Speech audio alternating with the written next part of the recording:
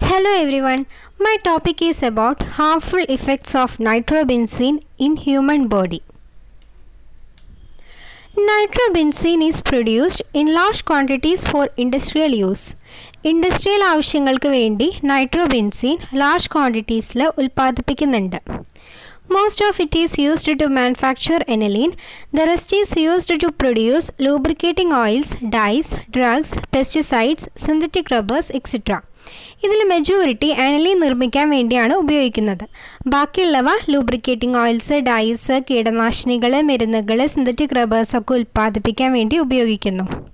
The most common way humans can be exposed nitrobenzene is by occupational exposure. ഹ്യൂമൻസിന് നൈട്രോബെൻസീനെ കുറിച്ച് അറിയാൻ പറ്റണ ഏറ്റവും common വേ occupational exposure ആണ്.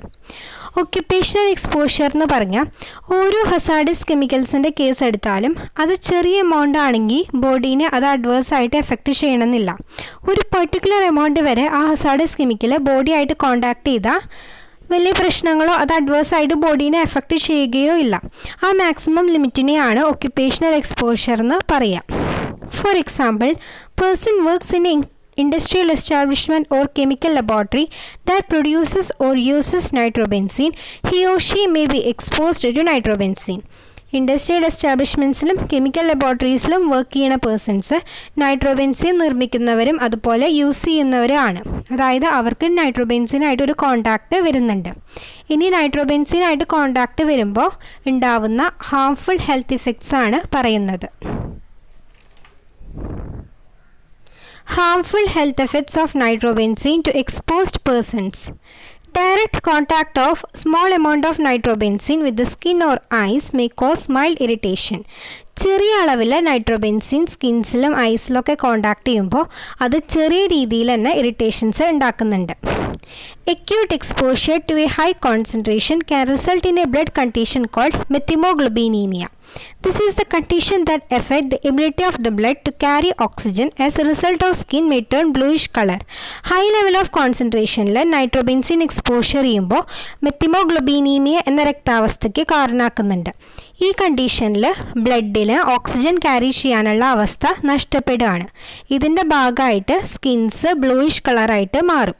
ഇത് കൂടുതൽ കുട്ടികളിലാണ് കാണപ്പെടുന്നത്. അതുകൊണ്ട് ഇതിനെ ബ്ലൂ ബേബി സിൻഡ്രം എന്നും പറയും.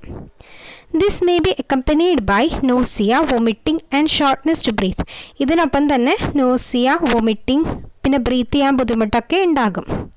സിംറ്റംസ് തലവേദന, അതുപോലെ ഡിസ്നസ് തലകറക്കം, ഫെറ്റീഗ് എന്ന് വെച്ചാൽ ക്ഷീണം, ഡ്രോസിനസ് മയക്കം, ഇതെല്ലാം ഉണ്ടാകും.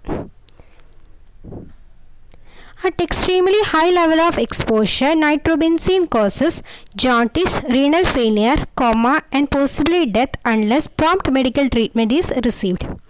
ഹൈ ലെവൽ ഓഫ് എക്സ്പോഷറിൽ നൈട്രോബെൻസീൻ മഞ്ഞപ്പിത്തം, അതുപോലെ കിഡ്നി ഫെയിലിയർ, കോമ, പിന്നെ ശരിയായിട്ടുള്ള മെഡിക്കൽ ട്രീറ്റ്മെൻറ്റ് കിട്ടിയില്ലെങ്കിൽ ഡെത്ത് വരെ ഉണ്ടാകും.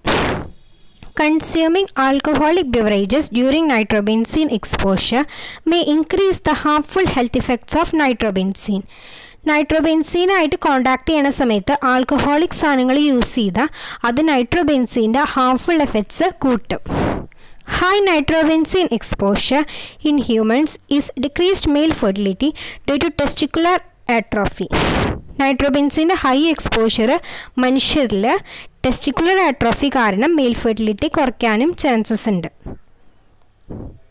Single dose of nitrobenzene cause damage to testicles and decreased level of sperms in male rats. ചെറിയ ഡോസ് നൈട്രോബെൻസീൻ തന്നെ മെയിൽ റാറ്റ്സിലെ സ്പേംസിൻ്റെ ലെവൽ കുറയ്ക്കുകയും അതുപോലെ ടെസ്റ്റിക്കിൾസ് നശിച്ചു പോവുകയും ചെയ്യും. Nitrobenzene is carcinogenic in experimental animals.